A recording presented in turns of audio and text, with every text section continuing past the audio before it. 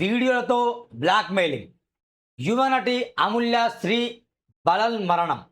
ఈ కేసులో నలుగురు యువకులు, ఓ యువతి ప్రమేయమాట. బా చదివే ప్రయత్నం చేద్దాం. బాత్రూంలో వీడియోతో బ్లాక్మెయిల్ చేశాడు. బాత్రూమ్ వీడియోతో 9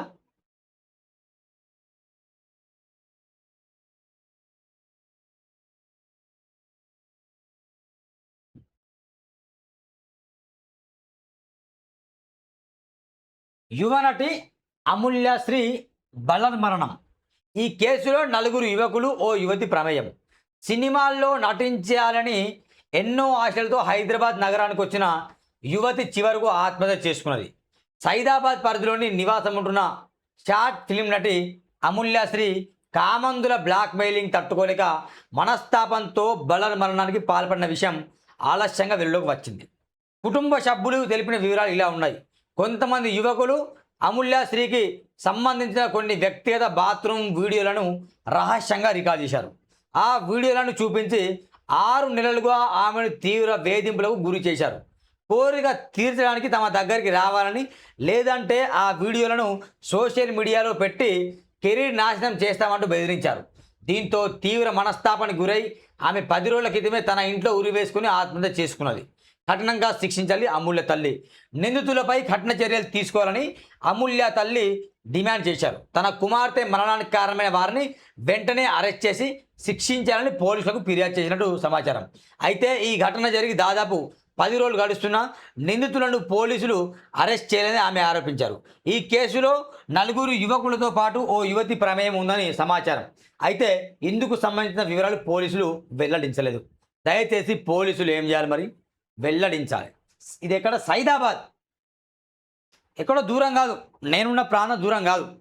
సైదాబాద్ పోలీసులు ఏం చేయాలంటే, ఖచ్చితంగా ఒక యువతి బలల్ మరణానికి పాల్పడింది కాబట్టి దానికి కారణాలు కూడా ఉన్నాయి. కాబట్టి కారణాలు లేకపోతే మీరు కేసుని ఆలస్యం చేయండి, తప్పులేదు. కారణాలు క్లియర్ కట్గా మీకు కనిపిస్తున్నాయి.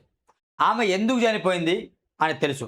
బాత్రూంలో అట కొందరు, ఒక నలుగురు వ్యక్తులు అట వీడియోలు రికార్డ్ చేశారట. వాళ్ళెవరో తెలిసి ఉంటుంది. 10 రోజుల క్రితం జరిగిన సంఘటన ఇది. ఆమె చనిపోయిన తర్వాత మెల్లగా బయటకు వచ్చాయి. కాబట్టి ఖచ్చితంగా పోలీసులు, ఎస్ఐ, సిఐ ఖచ్చితంగా బృందంగా ఏర్పడి చర్యలు తీసుకోండి. ఆ రికార్డ్ చేసింది ఎవరు, ఏ టైంకి మెసేజ్ పంపించారు, ఏమేం మెసేజ్ పంపించారు, ఒక అమ్మాయి ఎవరాట ఇన్వాల్వ్ అయింది, వాళ్ళందరినీ అరెస్ట్ చేయండి. వాళ్ళందరికీ జీవిత ఖైదు నిర్ణయించండి. నిజంగా చాలామంది ఫిల్మ్లో ఎదగాలనే కోరిక ఉంటుంది.